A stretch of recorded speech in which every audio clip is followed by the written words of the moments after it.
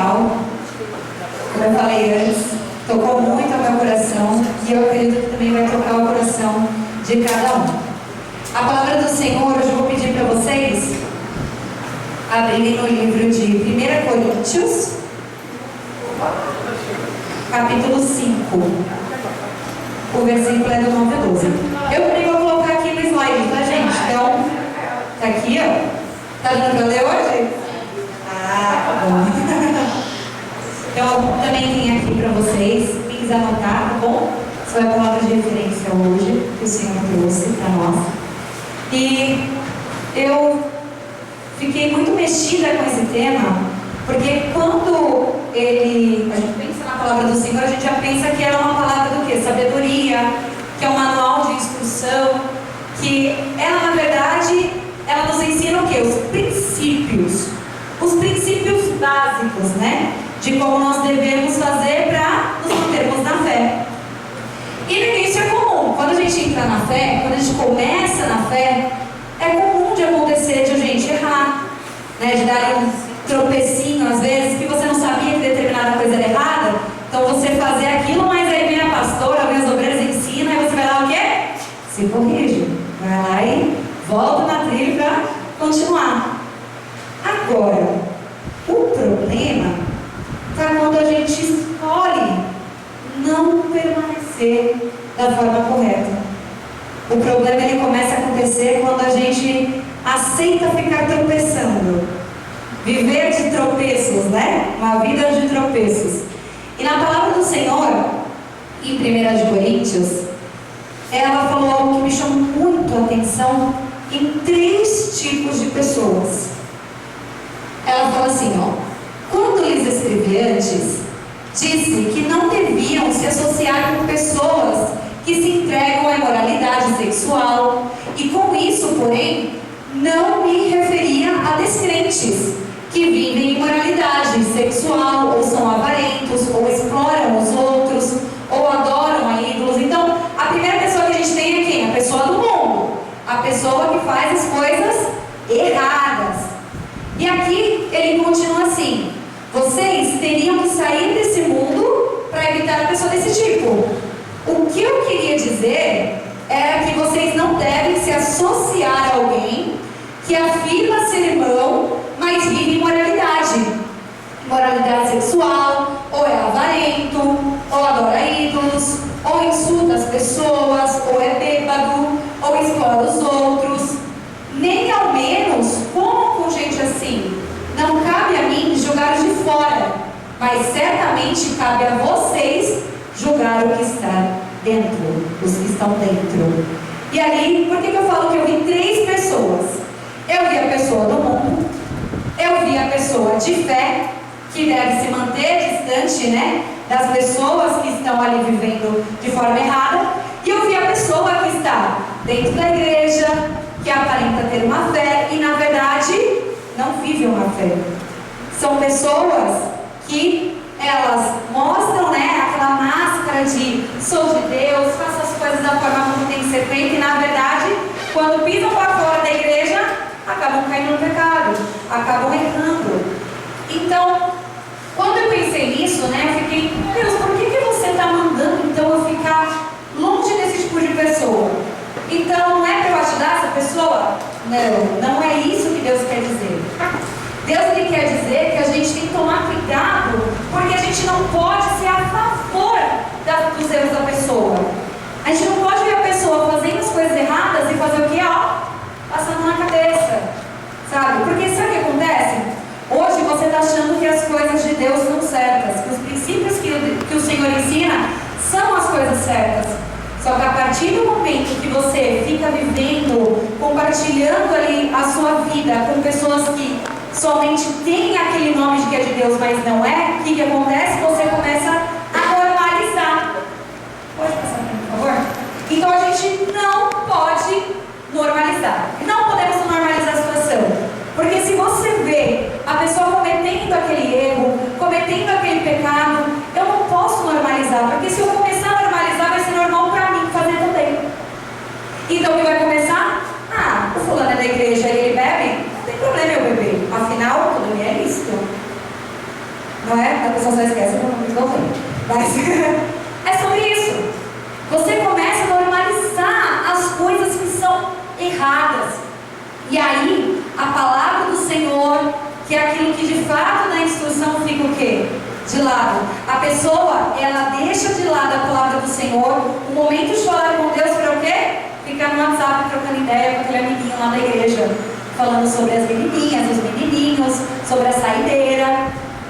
Ah, que hora você vai me encontrar lá no ponto, lá com a galera? Não é assim? Então, a partir do momento que você começa a normalizar a situação, começamos a ver aí o problema. E logo depois de normalizar, acontece essa frase aqui, ó. Ah, é só dessa vez. Quem conhece essa frase? É só dessa vez? Né? Essa frase é famosa. A pessoa fala assim, ó. Ô fulano, vamos chamar de fulano, né? Ô Marcos. É você não, querido, tá? Ô Marcos. Vamos beber aqui uma cervejinha, não vai pegar nada não. Eu sei que você vai na igreja, mas, pô, o golinho não dá nada. Ah, não sei, viu? Não sei se eu faço isso. Ah, cara, é só dessa vez. Aí o que o Marcos fica na cabeça ecoando? É só dessa vez, é só dessa vez. Tudo assim. Ah, eu vou xingar aquele cara que me passou no carro. Foi só dessa vez que eu xinguei o cara. É só dessa vez. Não é? O pessoal que dirige já fez aqui, ó. Já pensou em quantas vezes falou é só dessa vez, só na atitude. Ah, eu vou quebrar minha dieta. É só dessa vez. É só dessa vez. É só dessa vez.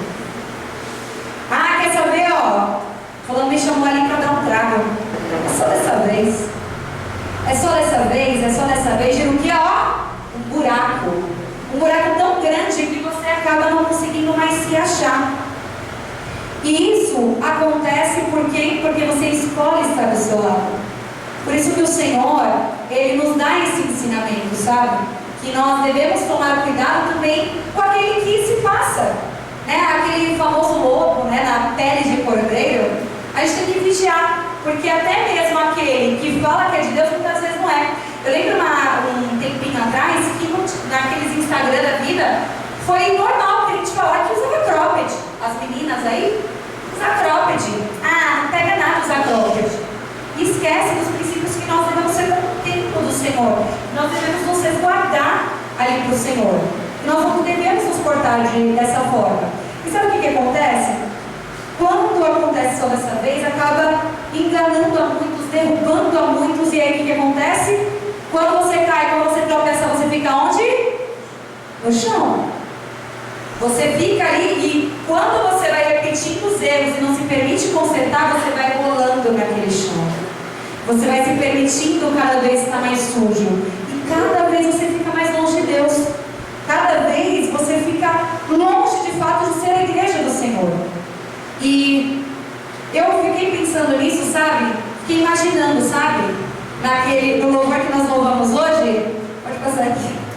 Ele fala: há momentos que me fazem meditar dos teus pensamentos sobre mim. Quais serão os pensamentos que o Senhor tem em relação a isso? Em relação ao que você está vivendo quando você está nessa vida, de ficar ali se enrolando na sujeira, de ficar ali suja o tempo todo, mal levanta já está caindo, vive uma vida oscilando na fé.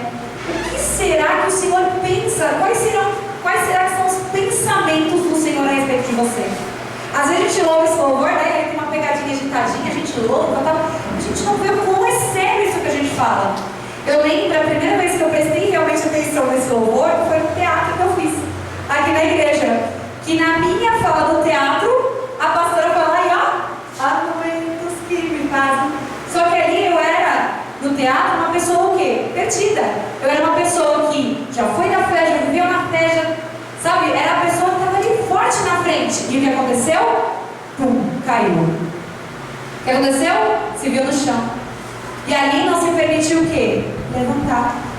E ali ela se perguntou: o que será que o Senhor está pensando a respeito do que eu estou fazendo? Será que o Senhor está se agradando disso? Será que o Senhor se agrada de me ver no lixo, vivendo um propósito totalmente diferente, contrário do que Ele sonhou para mim? Então, é uma coisa que a gente tem que pensar. Então, quais serão os pensamentos que Ele tem a respeito disso? E uma pergunta que eu quero fazer para vocês ficarem também analisando. Será que você tem sido separada para Ele? Será que você tem vivido de fato e verdade para o Senhor? Tem os momentos para Ele, sabe? Tendo Ele como aquele que vai ser o seu noivo, sabe? Falando, até mesmo em casamento, hoje nós teremos aqui um casamento diferente, especial. Quando eu recebi essa notícia que hoje eu teria nesse culto, por isso que eu falei que a palavra é especial, porque o Senhor preparou um casamento para acontecer aqui. Quem gosta de casamento? Ai, gente, eu amo casamento. Eu não estou falando das comidas do casamento, tá, gente? Eu amo ver o noivo entrando bonito, olhando a noiva entrando com aquele vestido branco, lindo, brilhoso. Não é lindo, gente? Quem gosta de vestido de noiva, mulherada? Coisa linda, né? Coisa linda, né? Vestido de noiva, coisa mais linda. E, gente, quando soube essa notícia, eu fiquei com uma expectativa enorme. Que eu falei, finalmente, vou ter algo diferente no meu culto, no meu encontro. Eu vou ter a oportunidade de ter um casamento. Então, primeiro de tudo, vamos começar, gente, o casamento? Posso começar? Todos preparados? Então vamos começar. Que entre o noivo!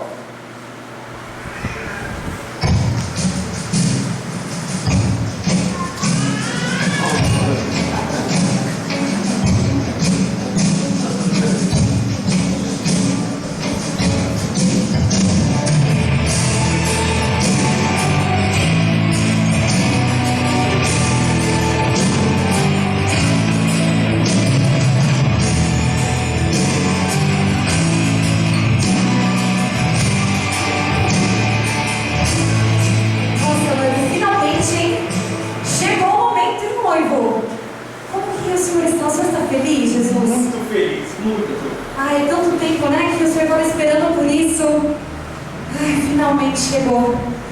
Então, vamos lá, que entre a noiva. De moda noiva de grinalda e véu, e um vestido feito de papel, sujo como quem está ali, mas não queria estar. Sapatos pelejando no mar, descalços ambos a sangrar, e o noivo continua paciente, esperando em frente ao altar. O príncipe já pagou, a festa preparada.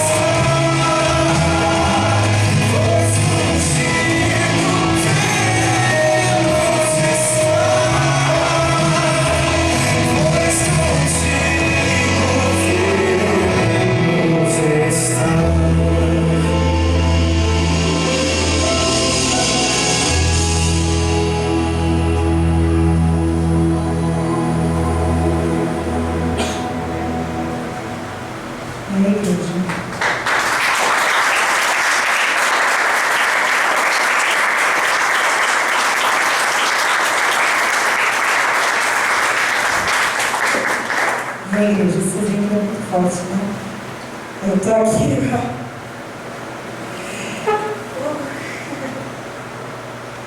Eu fico imaginando, sabe? Quantas pessoas que vão permitir com que o noivo chegue e ele fica esperando pacientemente e essa noiva não vai chegar. E essa noiva não vai se limpar. E essa noiva não vai se permitir mudar. A palavra do Senhor, quando eu tirei para esse culto, mexeu muito comigo. Porque saiu em Apocalipse. E ela falava a respeito das duas testemunhas.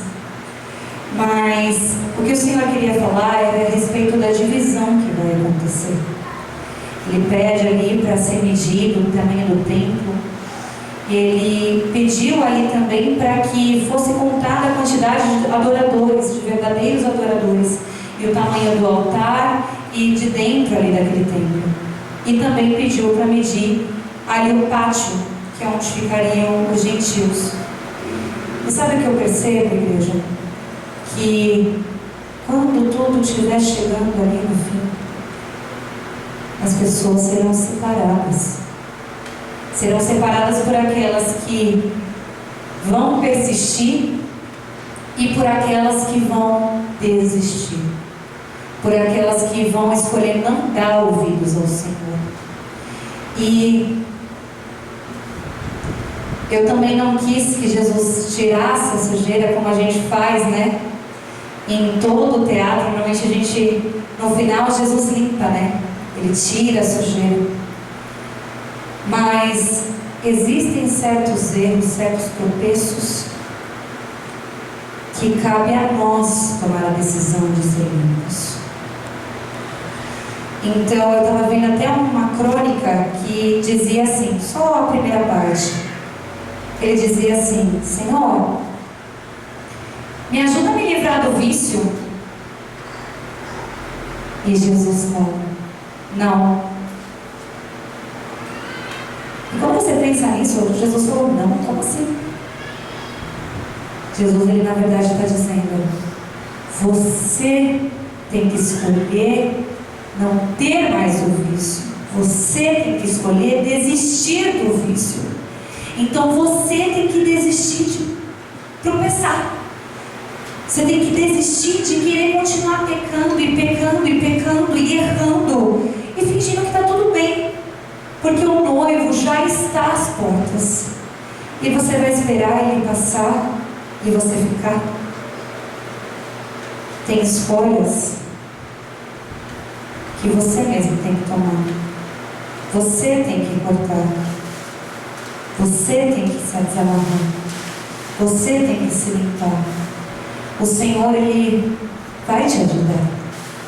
Mas lembra dos 50%? As pessoas lembram dos 50% na bênção, né? Eu vou lutar, vou trabalhar todos os dias, porque aí os 50% da bênção se dá. As pessoas esquecem que os 50% também vale para o nosso conserto. E sabe por que eu falo isso? O gosto de quando a gente luta e conquista as coisas é diferente de quando é dado. As pessoas, isso daí é um mal humano, né? Que a gente tem que lutar contra a nossa carne nisso. O humano, ele é ingrato de forma carnal. Carnalmente nós somos ingratos. A gente ganha as coisas e não tem zelo com aquilo. Então, é muito fácil o Senhor vir lá e falar assim: vou te limpar, filha, tá limpinha. Aí você fala assim: foi tão fácil. Se eu cair de novo, ele me ajuda. Se eu cair de novo, ele vai me limpar. E as coisas não funcionam assim. A gente precisa dar valor. A gente precisa dar valor a tudo que o Senhor fez por nós. O Senhor Jesus, ele já pagou o preço. Ele pagou o preço na cruz. Ele já fez o sacrifício por nós. E esse sacrifício, como ele é recompensado? Quando nós vivemos por ele. Ele morreu por nós. Então, como noiva, nós temos que ser a noiva que vive por ele. Nós hoje em dia vivemos numa terra, vivemos em até mesmo uma igreja que muitas vezes as noivas que a gente vê aqui, que nós vemos sentadas na igreja, é a noiva da desculpa. É a noiva que dá desculpa para tudo. Dá desculpa porque errou. É a noiva que adora pegar um versículo isolado para querer justificar os erros. É a noiva que adora colocar a culpa no outro porque pecou. E essa é a noiva que o Senhor deseja? Não. A noiva que Ele deseja é uma noiva que faz aquilo que parece ser muito aos olhos humanos, mas que na verdade, gente, é muito simples. É amar ao Senhor. Quando a gente tem amor ao Senhor, quando a gente sente amor verdadeiro pelo Senhor, a gente se permite transformar, a gente se faz transformar. Eu lembro quando eu comecei a vir para a fé, que eu não queria viver. Essa é a frase certa. Eu não queria viver, não via motivos para viver e não queria lutar para viver. Só que quando eu conheci a Jesus, por isso que eu me emociono, porque quando eu conheci a Jesus, eu falei assim: Senhor, se for para respirar, vai ser para respirar pelo Senhor, para te esperar. Porque eu aprendi que se fosse para eu morrer, eu não ia encontrar o meu noivo, eu não ia encontrar o meu melhor amigo, eu não ia encontrar o meu papai. Então, eu tive que aprender isso. Eu tive que aprender que eu poderia não querer viver por determinadas coisas, mas espera aí, Ele morreu por mim, então eu vou viver por Ele. É sobre isso. Essa é a noiva. Eu não sou perfeita. Eu dei esse exemplo porque, sabe, me veio agora à cabeça a lembrança desse momento.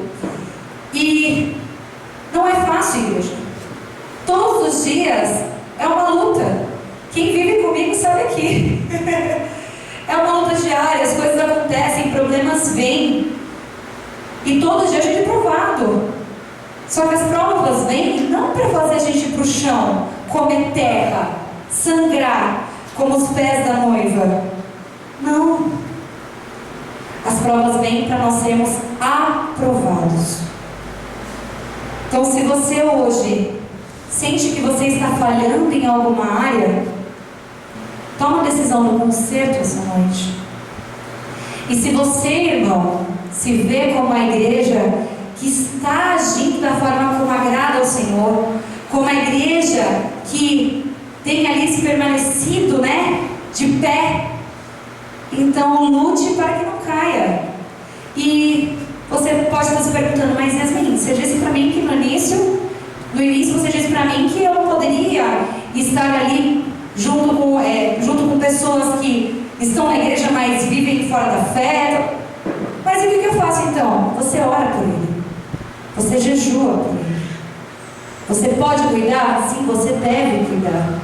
Mas cuidar não quer dizer que você vai estar enfiado no meio daquela pessoa. Teve uma época aí que viralizou de evangelista entrando em meio de balada para evangelizar. Loucura. Loucura. Não existe isso, você se tentar no pecado. Jesus não fala para a gente ir lá e tentar. Muito pelo contrário. Ele fala para resistir, para que o diabo venha fugir de você, para que o mal venha fugir de você. Você não tem que tentar: eu vou tentar que o diabo, vou ficar aqui, ó, cutucando. Deixa eu fazer aqui. Ficar cutucando aqui, ó, o mal, para ver se ele pega. Não, meu irmão, quando você fala assim: vou lá na balada para evangelizar, você não abriu uma brecha, você abriu uma cratera, para que venha pensamentos de: nossa, olha, fulano está bebendo, mas ele está feliz. Olha, ela está dançando, ela parece estar tão feliz dançando desse jeito. É feio, mas ela está feliz. E aí sabe o que acontece? O diabo, ó, vai pegando a lorota, vai pegando, ó, só criando bicho na cabeça, porque ele é o rei disso. O rei dos reis é o Senhor, mas o pai da mentira, o rei da mentira e da enganação é o diabo. Então, se você está vendo uma ideia muito melhor mirabolante, fique pensando assim, o que o Senhor acha disso? Ainda estou com dúvida, obreirar, pastorar, o que você acha disso? E não fiquem com medo de ouvir um monte não, viu, adolescentes?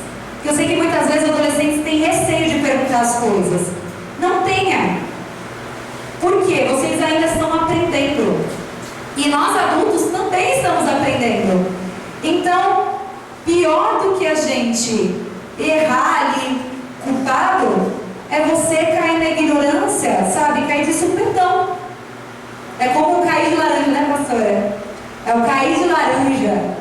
Já viu uma pessoa que é preso de laranja, que estava ali no momento, foi pego e... Imagina você ir no inferno de laranja? Não rola. Então vamos batalhar, vamos guerrear. Nesse momento, eu quero estar convidando a todos a estar buscando ao Senhor, a estar louvando a Ele de todo o coração, a estar tirando do íntimo do seu ser.